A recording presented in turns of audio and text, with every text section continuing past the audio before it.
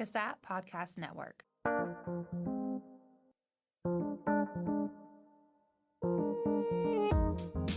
Welcome to Season 6 of CASAT Conversations, where we sit down with professionals who have spent decades in their fields like mental health, addiction treatment, business, sociology, and more. In this special season, our guests share valuable wisdom from their careers, reflect on what has kept them grounded and inspired, and offer advice for future generations. Whether you're new to the field, uncertain about your next steps, or feeling burned out, these conversations provide guidance and reassurance from those who've walked this path. Let's dive into today's episode. Today, we welcome Agata Goronsky, Executive Director for the State of Nevada Board of Examiners for Alcohol, Drug, and Gambling Counselors. Welcome, Agata. I'm delighted to have you here today. Good morning. Thank you for having me. So, as we dive in, I'd love to hear about your career path and the key experiences that have shaped your journey. So in the substance use, I was just thinking about it before getting on this morning, and I realized that it's been 17 years in the field of substance use disorders and problem gambling. And it was overwhelming to hear that number in my head. And it was a journey. I started with I came to this country from Poland with a degree in social work, and that quickly I decided it's just going to be a lot of work to. I would have to start over in the social work field to get to the master's level, and that was something I was not going to do. So looking around, I came across substance use disorder internship, and it quickly kind of it became it started snowballing really quick for me, and then I discovered a passion for the field. So I, jumped around from different, while doing my internship, from different treatment modalities. So I did outpatient. I worked for a methadone clinic. I run an intensive outpatient program. I work for psychiatric hospital at the chemical dependency unit.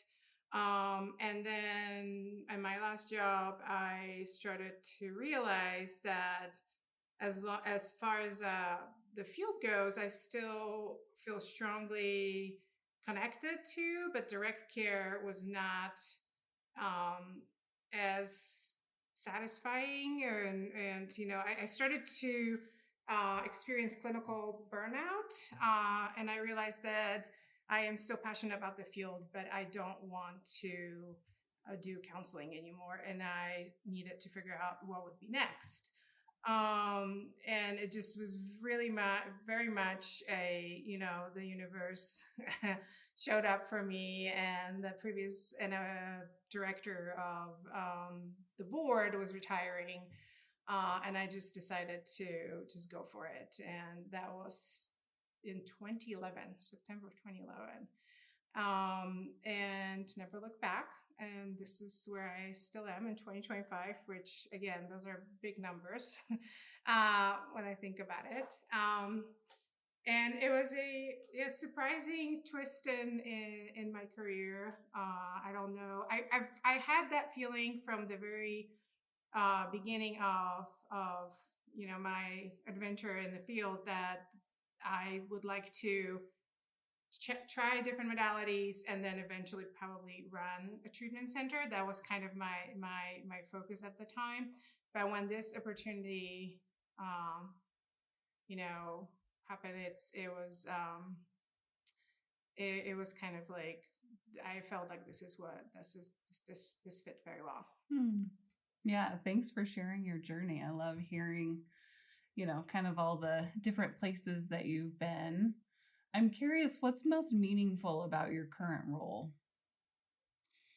I think the the ability of um, to make a change in the field. And I think the fact that I have an experience on both sides of the table, and going through the internship and having provisional license and then full licensure and doing treatment and direct care and being a provider myself, and then kind of crossing that over and really being able to see the gaps that I was experiencing as an intern and as a counselor that were very apparent in the field, and then turning around and being able to actually implement changes.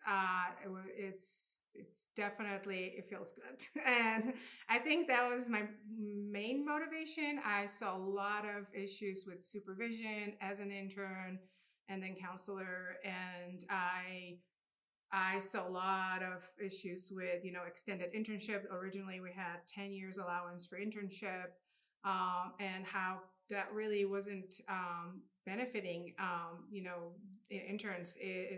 There was no rush to or motivation to get going and continue with education and moving on, getting licensed. And so changing that by, getting into this role and being able to actually implement administrative changes and legislative changes that now I believe that streamlined and definitely professionalized the field, it was probably the highlight of being in this role.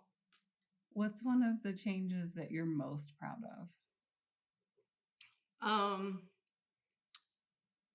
There are a couple. I think that developing and sustaining a very fruitful relationship with CASAT Learning and being able to really, I believe my experience coming into this role was that everybody was working separately and doing their own thing, and there wasn't much of collaboration. And going in and and meeting everyone in CASAT and just realizing we all have the same goal. We all want professionals, well-educated, well-rounded individuals to provide care in the community. I think doing that and that relationship really had blossomed over the years. And the fact that we developed a ton of courses and we were able to really hone in on the supervision, which I think was, and still is obviously an issue in our state. We don't have enough supervisors, but just changing the educational requirements and really raising the bar, I believe made a huge difference in the outcome and the quality of providers that we now have. Mm-hmm. Yeah. So raising the bar for education, streamlining supervision, and the importance of collaboration and community is what I'm hearing. Yes. For licensed alcohol, drug and gambling counselors. And I think it carries over in other forms as well. And the fact that, again, I do have a, experience all the way, helped me also understand and see the obstacles that interns are facing. And in 2020, right before COVID hit, Paula, so she's my assistant, my licensing specialist, and I sat down and just thought, hey, how can we see, people are unable to pass the test, and why is that, and what's going on? And, continuously blaming it on supervision was not getting us anywhere or getting interns where they should be. And it's also understanding that it is a tight, busy, underpaid, understaffed field, and trying to shift that responsibility on supervisors in preparing interns for a test was simply impossible, and it wasn't a feasible solution. So, we sat down and said, one day we just decided, how about we just create a course and see what we would benefit from when we were interns and what would have been helpful for us. And we just went one by one. And I think that was one of the also very satisfying products of that collaboration. And, Casad jumped on it immediately. And I believe that I do hear that it's been very helpful from the field. So I think it's a community approach and not just, working in our little boxes and doing our job, but just really having a wholesome outlook on how we can all just, take it home really together. Mm-hmm. And I'm really hearing this upstream approach of, sitting down, looking critically at an issue and trying to understand maybe what's going on, and not just point fingers and say, you need to be doing this better, but looking at it more holistically to come up with a solution that then benefits the counselors in the field, right? But also the clients that they serve, and ultimately whole communities. Correct. Yep. Very cool. So with all the collaboration that you've done, what strategies do you use as a leader to help build trust? I'm very transparent and very direct. I am not very good at politics. So, if I, come to Janine and say, wait, listen, people are really messing up treatment plans. We need to figure this out. And we sit down and say, okay, what's missing? Let's look at the data from the exams. Let's look what the shortfall is. What is it that we're not teaching? What is it that we're not conveying? So very direct and very practical approach, and like really what you see is what you get with me. So it's so I think that helps people open up, seeing that there's no hidden agenda. I am not doing this to advance my career. I'm here to, like you mentioned earlier, to just, for the benefit of the community. So the better we do our job as administrators and and educators, the better outcome we're going to have in the field, and we're going to produce ultimately a better providers. And that is what we want, because that is who is going to help the most vulnerable population that we're serving, which is substance use disorders and problem gambling. Mm-hmm. Yeah, I love that. I'd like to, if you're okay with it, I'd like to kind of rewind to your career when you were doing direct care, and you talked about clinical burnout, and that's a topic near and dear to our hearts on CASAT Conversations. We did a whole season on it. And what advice do you have for providers who are in direct care in order to take care of themselves? Self-care. Yeah, so you're only as good, as a provider as you are as a human. You're only as whole as a provider as you are as a human.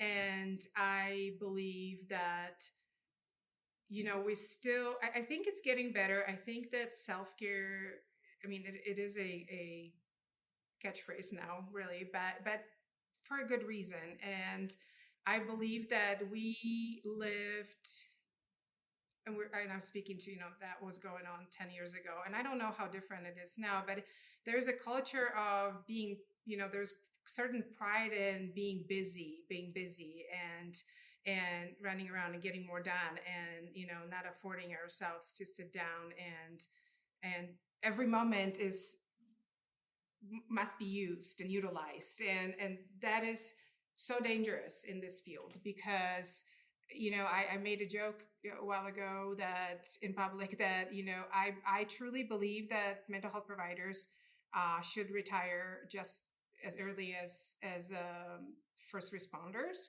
because the burnout is the same. We see and hear a lot of trauma. Your body stores all this information. So if you don't regularly clean it up, and then there's different methods and people believe in different things, but for me, meditating and doing yoga, but that was too late. I did not have those resources. I didn't know that was available to me when I was practicing, and it was always, how else can I help? What else can I do? That's what led me to understand I did not have a balance. So I think, first of all, going into this field, is a big decision. And I believe now that we have up the standards to go for people that they have to have certain amount of hours or degree already going in.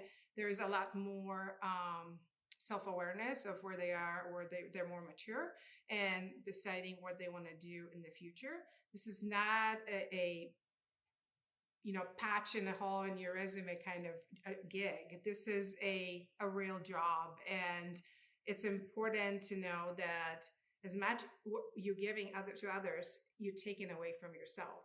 And how are you going to fill this back up? So I think that's important. The boundaries, personal boundaries, but also professional boundaries, being able to say no. You're not helping someone if you're seeing 30 clients a week. You're not going to be as effective because as a human you only have so much to give, and I think we forget about it. And I understand why, because I've worked in places and I understand why, that there is always people are short-staffed, they're underpaid, there's funding, there's certain grant requirements you have to meet, so it boils down to numbers a lot. And that is what I believe leads directly into a burnout. And I also would advocate, and that was a conversation we had a while ago with other professionals, is to maybe advocate for, have a legislature where we actually cap the caseloads. So then there is no, doubt, and there's no gray area to where does it stop? Because this is not a 9-to-5 job. There's always something you're going to take home, and how you're going to replace what you gave is kind of, I think, the best advice I can give is that keep yourself whole. Yeah. And you're also pointing to, I think, the importance of looking at the systems that people work in, right? There's the things that you can do to take care of yourself, whatever that might be for each individual. And there's these larger systems that people work in that sometimes contribute significantly to that burnout. And so looking at the whole picture is how we serve. It seems to me it's how we maybe solve burnout. I don't even know if we solve burnout. And that's what that's been a conversation in the field for a very long time. And because again, there's this schism of how do we serve? Is it better to do a little of everything, or is it better to actually put a hard stop and do what we can, but quality? And I think that that is a really impossible question or puzzle to solve right now, because of the shortage that we have in the field. Because there is a lot of, when you mentioned that comes from the top, is that there is a lot of systemic changes that we should implement. Just like I said, really, if we had clear law about the caseloads, clear law about supervision, clear law about the capacity of treatment facilities, I believe that would make a difference. And I also believe that teaching and mentoring people starting early in college about self-care and making it as much as a priority as other mandatory classes you have to take, as much as calculus or English, and I think that would actually change the culture of the field. Well, I wholeheartedly agree. I've taught foundations of personal health and wellness for community health sciences, and so future health care professionals going in and learning how to really take care of themselves and what that looks like for each individual. So I'm imagining you've seen some challenges, especially when helping to create new laws. How do you stay motivated and resilient when you're faced with challenges? Well, it depends. It's not always happening.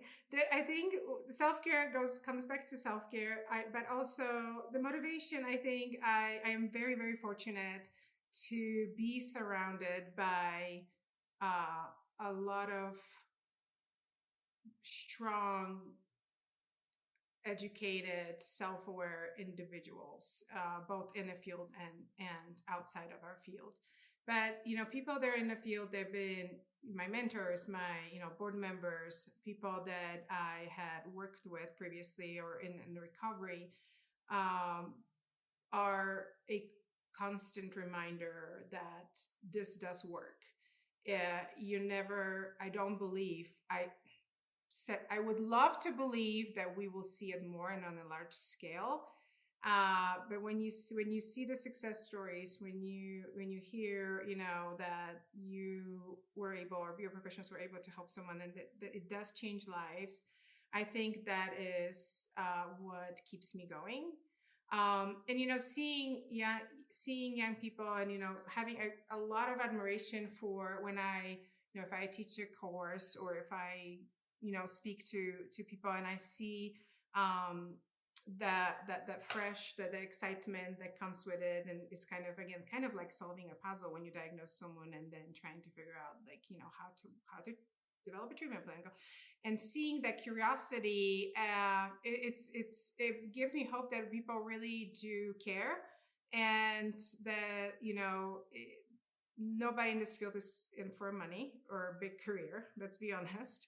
So it's, for me, I think the personal motivation is to preserve what we have, and that would be the individuals. They do stay close and motivated and willing and eager to help and advance and keep it going.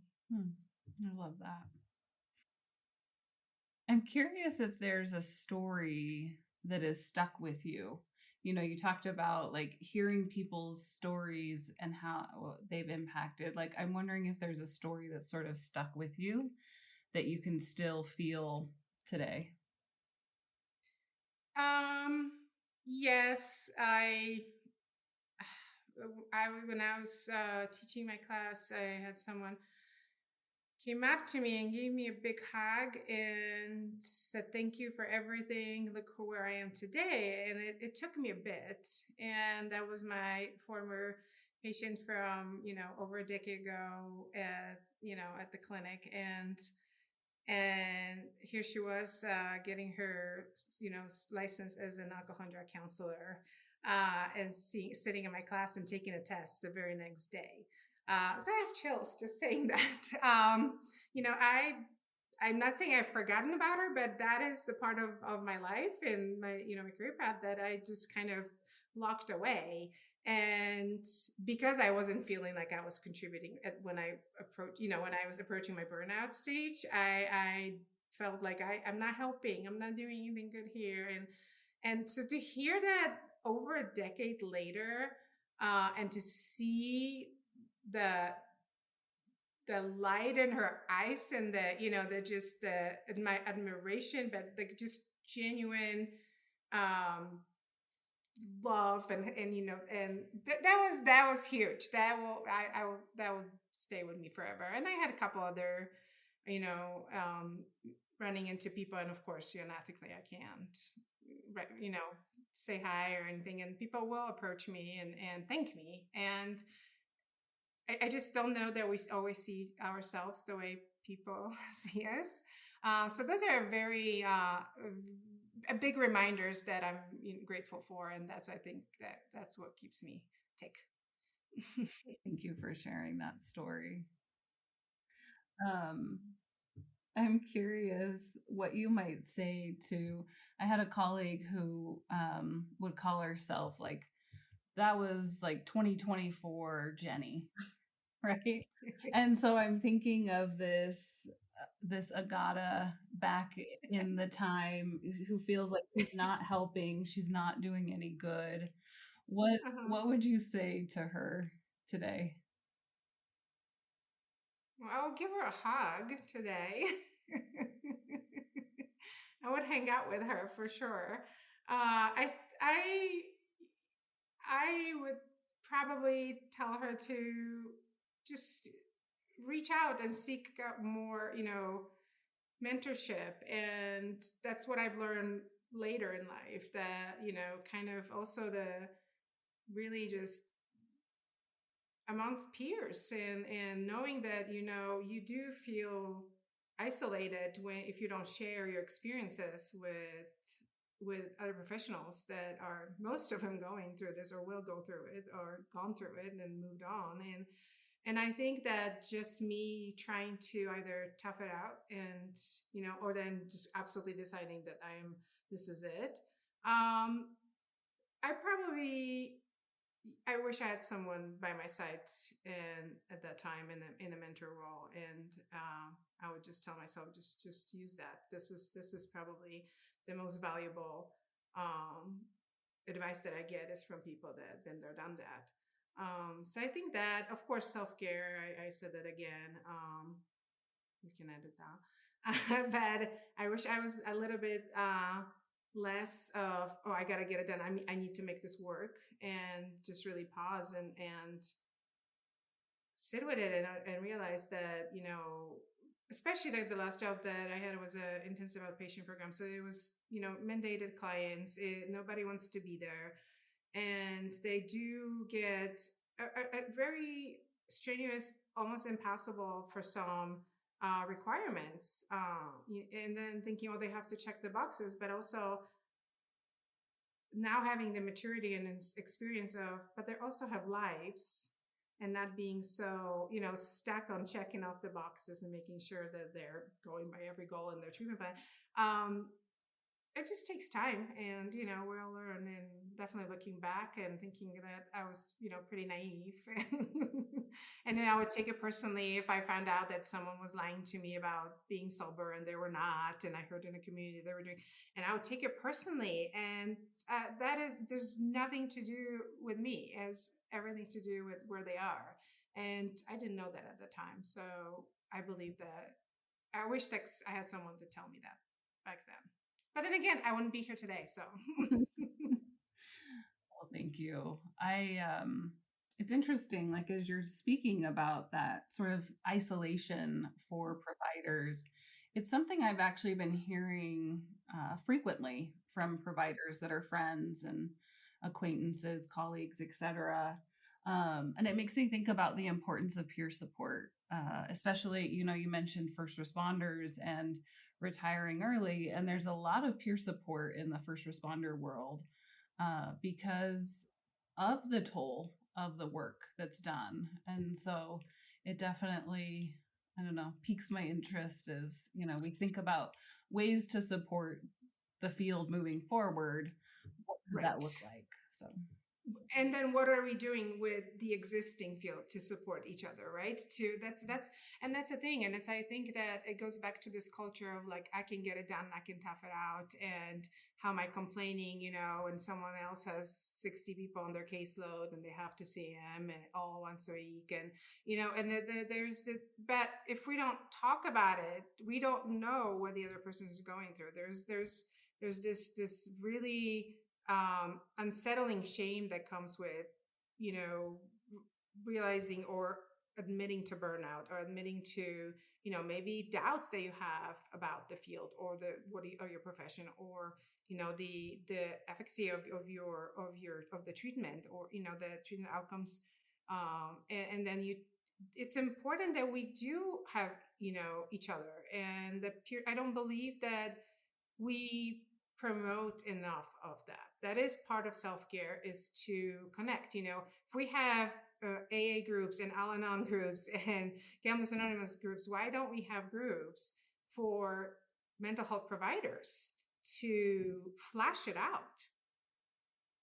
And, maybe that's something we could talk about too. And maybe we could make that a mandatory, continuous education unit for, why we're mandating, suicide prevention. Great. We're mandating, sexual, we're mandating, cultural diversity. Why aren't we mandating for our providers to, I don't know, clock in 10 hours of yoga, once a year, and then send me really, sometimes what boils down to, we have to be forced to look at ourselves. And I think that's a big one. I think it's an ongoing discussion, or I don't know if it's a discussion. It's an ongoing issue that remains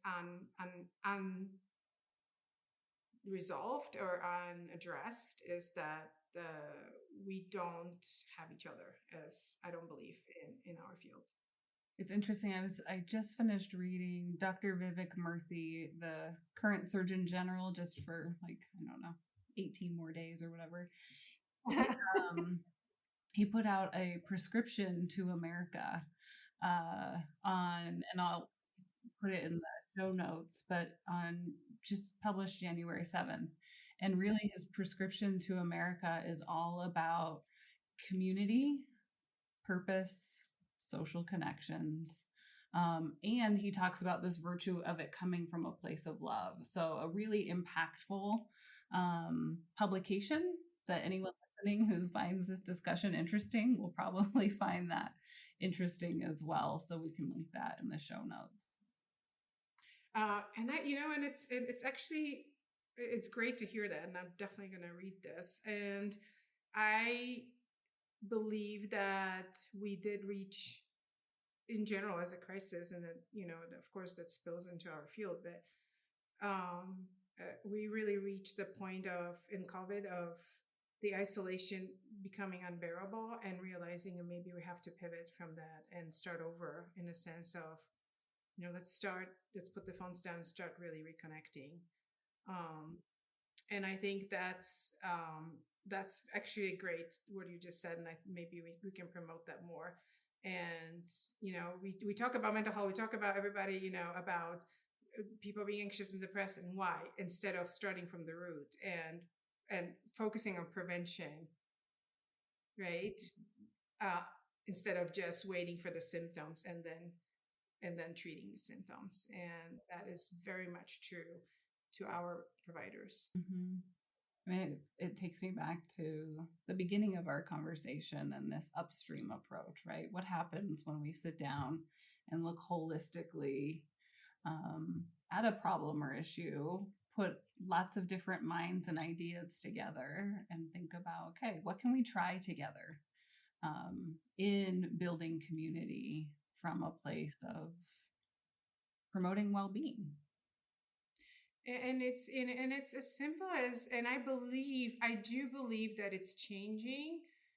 And I really am hoping to see that evolving and becoming enormous, that the shame that's associated with substance use disorders and problem gambling. And if we can normalize it and treat it like diabetes and everything else that is, treatable, maybe that would be helpful. Maybe that would be actually, that would play into the approach of the community. We all will benefit from first starting with prevention, education, and then, treatment, but not making it, not stigmatizing it any farther.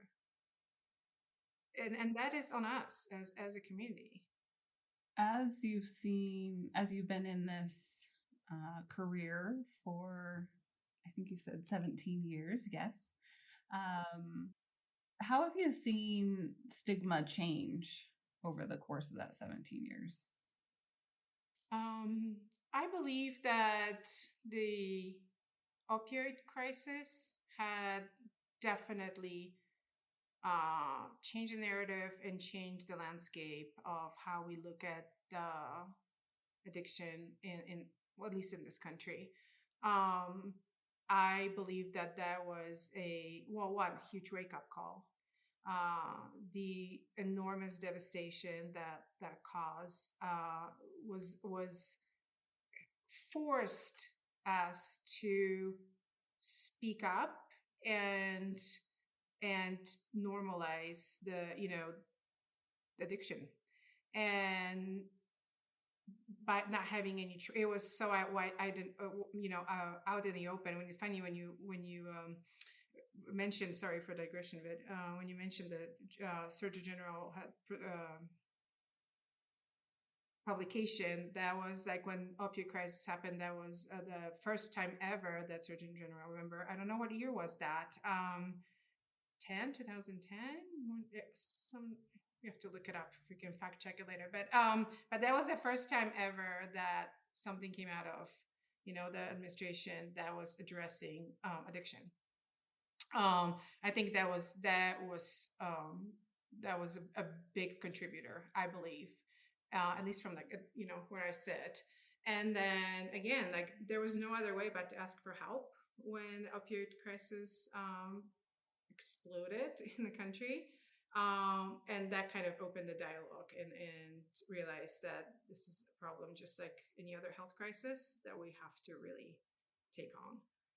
So I think a lot of that, I think, in the past few years, mental health, and I don't know how to say it, I don't want to say it became a trend, but we hear so much more about mental health, and people take it to the extreme as well. But that's the human nature. However, just, being able to actually have a conversation about mental health, which substance use and mental health, there's, they're twins. And I think that kind of spilled over as well to the addiction field. And it's definitely helped. It's definitely been, it's from where I started and where we are today, conversation around medication assisted treatment changed dramatically. Looking for new solutions for addiction, and again, being curious and trying to find medicine. Like that's I mean, we had Vivitrol forever, but truly, like that was always it felt like it was never a priority because there was so much stigma around it. I think it's evolved quite a bit. And I think also because there's such a demand, and it kind of expanded for us the field and made people curious about the field. And minor in addiction still the most popular course with University of, that says a lot. That says a lot. That tells you that the stigma is definitely fading. I don't believe that's going to go away in the next 5 to 10 years, but it's definitely morphed, and it's been going in a great direction. That makes a lot of sense. So as you look back at your career, is there anything that you would have done differently? I first instinct would be yes. I was very hot-headed, a leader at the beginning. I was very angry at how things were not working, and very forceful. And probably just because I was also much younger. However, when I think about it and I reflect back and I thought about that, just preparing for this interview a little bit, and I thought, no, because again, we wouldn't be sitting here today if I wasn't acting, out of and following my instincts and acting out of, true passion and love for the field, and a true need that I have to help and to heal. And so, no, I would do all the same, and still pissed off a bunch of people on the way to here, but it all worked out in the end. Mm-hmm. Sounds like you maybe shook it up a bit, something that needed to be shook up, and then we built community around it. It sounds like. I would love to believe that. Yes, I hope that people can see it that way.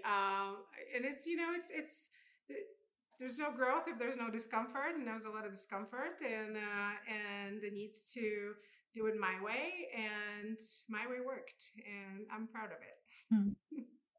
What are the core values that have guided your career? I have always stayed true to myself. I never once betrayed myself to look good.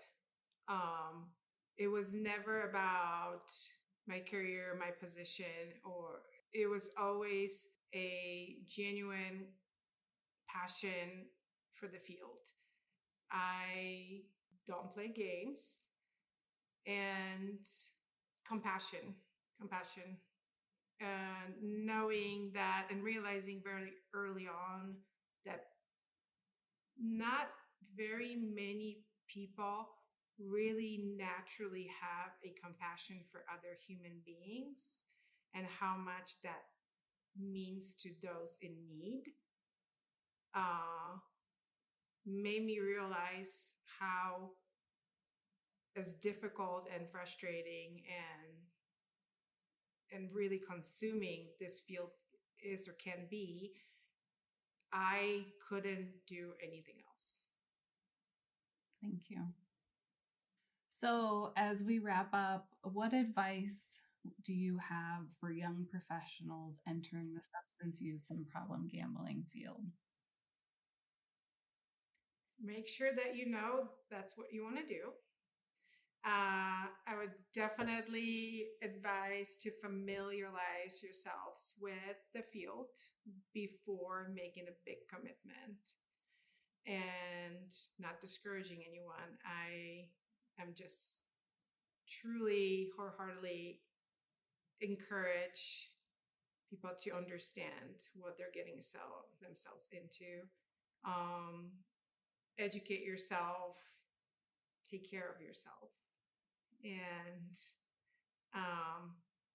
then just remembering that you can't save everybody, but your work is very important, and it can be very, very gratifying and very, very fulfilling.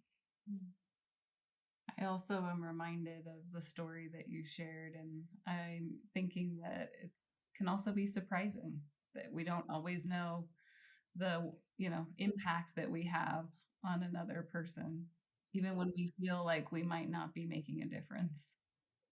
And it's important, again, seek supervision, seek a mentorship, and talk to others. You're not isolated.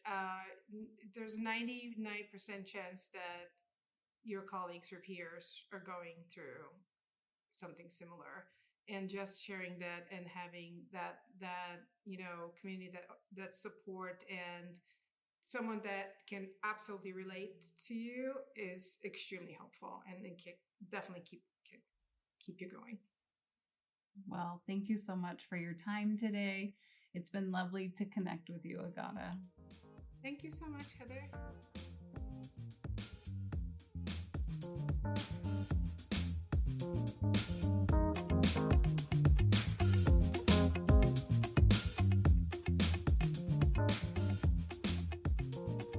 Thank you for listening to CASAT Conversations, your resource for exploring behavioral health topics. We hope you found today's conversation timely and meaningful. Please share this podcast with your friends and colleagues. If you want to learn more, visit us at our blog at CASATOnDemand.org.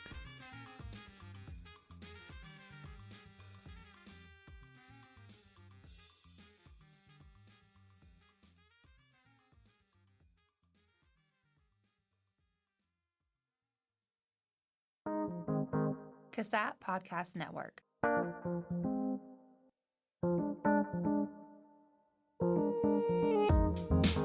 This podcast has been brought to you by the CASAT Podcast Network, located within the Center for the Application of Substance Abuse Technologies, a part of the School of Public Health at the University of Nevada, Reno.